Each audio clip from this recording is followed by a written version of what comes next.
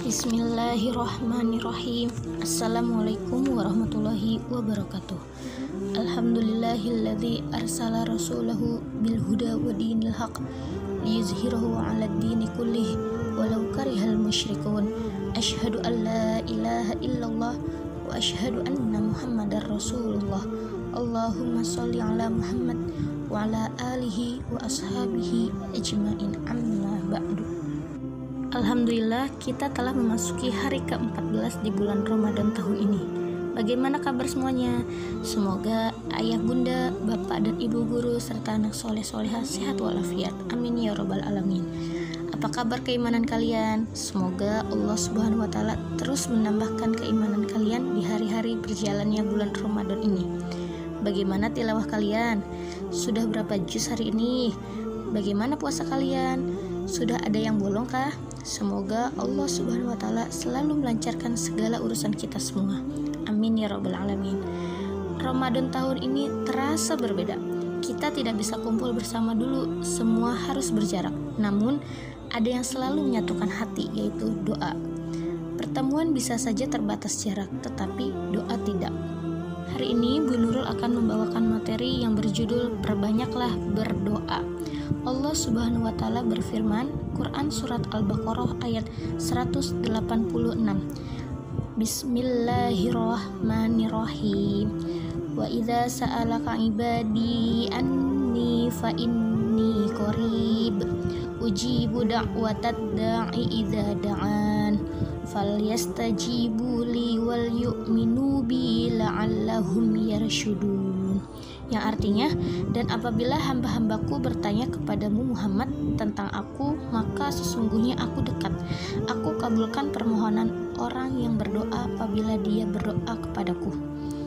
Hendaklah mereka itu memenuhi perintahku dan beriman kepadaku agar mereka memperoleh kebenaran. Doa termasuk salah satu jenis ibadah yang paling agung. Namun, banyak sekali umat Islam yang melupakannya dan meninggalkannya. Padahal, doa adalah alat komunikasi dengan Allah Subhanahu wa taala yang paling baik. Karena itu, doa memiliki beberapa keutamaan dan keistimewaan. Yang pertama, Allah Subhanahu wa taala memerintahkan hamba-hambanya untuk berdoa kepadanya. Yang kedua, doa adalah inti ibadah. Yang ketiga, doa dapat menolak bala dan menghindarkan seseorang darinya. Keempat, Allah akan selalu bersama orang yang berdoa kepadanya. Terakhir, yang kelima, tiada yang dapat menolak keputusan takdir Allah Subhanahu wa taala kecuali doa. Sikap menundukkan diri dan mengibah kepada Allah taala menyimpan makna yang agung karena di dalamnya terdapat keikhlasan dan ketergantungan hanya kepada Allah Subhanahu wa taala. Doa merupakan suatu perbuatan yang paling berharga di sisi Allah Subhanahu wa taala. Rasulullah sallallahu alaihi wasallam bersabda, "Laisa syai'un akrama 'alallahi ta'ala minad du'a." Artinya, tiada sesuatu yang lebih mulia di sisi Allah Subhanahu wa taala daripada doa. Hadis riwayat Al-Bukhari, At-Tirmizi dan Ibnu Majah. Doa berarti menitipkan pahala dan ganjaran kepada Allah Subhanahu wa taala. Jika permohonan dalam doa itu tidak terkabul di dunia, insyaallah doa-doa kita akan terkabul di akhirat. Oke, anak soleh dan soleha, ibu akan bercerita tentang kisah 3 pemuda bertawasul dengan amal soleh. Dari Abdullah bin Umar bin Khattab radhiyallahu anhuma, beliau berkata, saya mendengar Rasulullah sallallahu alaihi wasallam bersabda, dulu ada 3 orang dari umat sebelum kalian berjalan untuk suatu hajat. Kemudian mereka mendapatkan sebuah gua yang dapat dimanfaatkan untuk berteduh. Maka mereka pun masuk ke dalamnya. Kemudian tiba-tiba sebongkah batu besar di atas bukit menggelinding dan menutupi pintu gua itu, sehingga mereka tidak dapat keluar. Lalu mereka berkata, sesungguhnya tidak ada yang dapat menyelamatkan kamu dari bencana ini kecuali bila kamu sekalian berdoa kepada Allah Subhanahu wa taala dengan menyebutkan amal-amal soleh yang pernah kalian perbuat. Maka salah seorang di antara mereka mulai berdoa. Pemuda pertama mulai berdoa, Ya Allah, dahulu aku memiliki orang tua yang sudah sangat tua, seorang istri dan anak-anak yang aku rawat. Ketika sore hari, aku memerah susu. Aku lalu pertama-tama memberikan minum susu ini kepada orang tuaku, baru kemudian anak-anakku. Suatu ketika, aku berpergian jauh untuk mencari makan bagi hewan ternak peliharaanku. Aku baru pulang pada petang hari. Aku dapati dua orang tuaku sudah tidur. Aku lantas memerah susu seperti biasa. Kemudian, kubawa susu tersebut. Aku berdiri di dekat mereka karena tidak ingin mengejutkan mereka sehingga mereka terbangun. Aku juga tidak ingin memberikan susu ini kepada anak-anakku sebelum orang tuaku menikmatinya. Sementara itu, anak-anakku menangis di kedua kakiku agar bisa menikmati susu tersebut. Namun, aku tetap berdiri di samping kedua orang tuaku hingga waktu subuh tiba.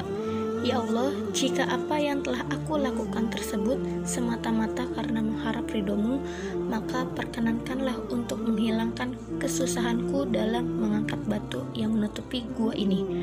Batu itu sedikit terangkat dan bergeser, tetapi ketiga pemuda tersebut belum bisa keluar gua. Lalu pemuda kedua memanjatkan doa. Ya Allah, aku punya seorang sepupu perempuan, dia sangat cantik. Suatu saat dia datang kepadaku untuk meminjam uang. Lalu aku berkata kepada sepupuku untuk berbuat dosa dengan lawan jenis, tapi dia menolak.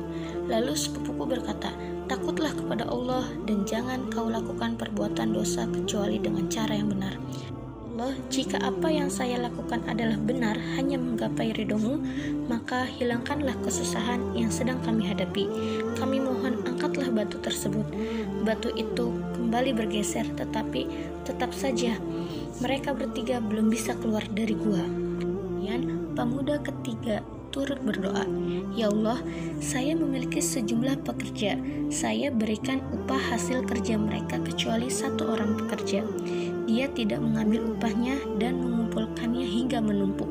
Suatu ketika, dia datang menemuiku sambil berkata, Wahai Abdullah, bayarkanlah upahku. Saya jawab, semua yang ada di sini, dari unta, sapi, kambing, hingga budak adalah milikmu. Dia menyahut, jangan mengejekku. Saya jawab, demi Allah, saya tidak mengejekmu. Itu semua memang milikmu. Akhirnya, dia mengambil semua tanpa meninggalkan apapun. Oleh karena itu, ya Allah, jika apa yang aku lakukan adalah hanya mencari ridho-Mu, jika apa yang saya lakukan adalah benar hanya menggapai ridho-Mu, maka hilangkanlah kesusahan yang kami hadapi. Kami mohon angkatlah batu tersebut. Allah pun menjawab doa ketiga dan membukakan mulut gua yang tertutup batu. Alhasil, mereka pun bisa terbebas. Kisah ini mengajarkan umat Islam untuk selalu mengingat Allah Subhanahu wa Ta'ala dimanapun dan kapanpun berada.